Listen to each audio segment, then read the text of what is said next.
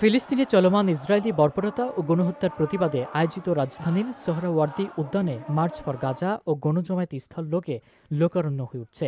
দেশের বিভিন্ন স্থান থেকেই মানুষ এসে জড়ো হচ্ছেন এই উদ্যানে। আমরা প্রথম একটা স্লোগান দেব ফিলিস্তিনের পক্ষে, নারায়ে তাকবীর। শনিবার সকাল থেকেই সোহরাওয়ার্দী উদ্যানে এসে ফিলিস্তিনের প্রতি সংহতি জানিয়ে মানুষকে আসতে দেখা যায়, যা বিকেল ৩টায় এই গণজমায়েত অনুষ্ঠিততে উপস্থিত লক্ষ লক্ষ মানুষের উপস্থিত দেখা যায়।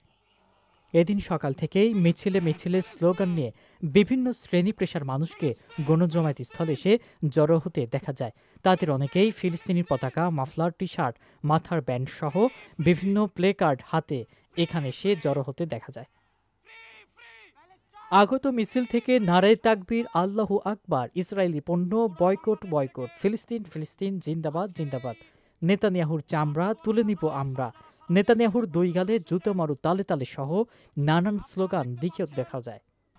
বাংলাদেশের শীর্ষ নেতৃবৃন্দ আজকে আমাদের এখানে উপস্থিত হয়েছেন। আমরা আজকে একজন একজন করে কর্মসূচিটি বেলা ২টায় ঢাকার ৫টি পয়েন্ট থেকে মার্চ শুরু করে বেলা ৩টায় সোহরাওয়ার্দী উদ্যানে গণজমায়েত হয়।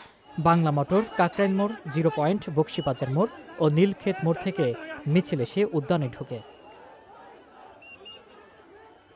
এদিকে সোহরাওয়ার্দী উদ্যানে আয়োজিত এই সমাবেশে অংশগ্রহণকারীদের জন্য নির্ধারণ করা ৫টি সড়কের প্রত্যেকটি কড়া নিরাপত্তার ব্যবস্থা করা হয়েছে। এসব রুটে পুলিশ ও সেনাবাহিনী মোতায়েন করা হয়েছে। সন্দেহজনক মনে হলেই তল্লাশি করছেন আইনশৃঙ্খলার দায়িত্বে থাকা ব্যক্তিরা।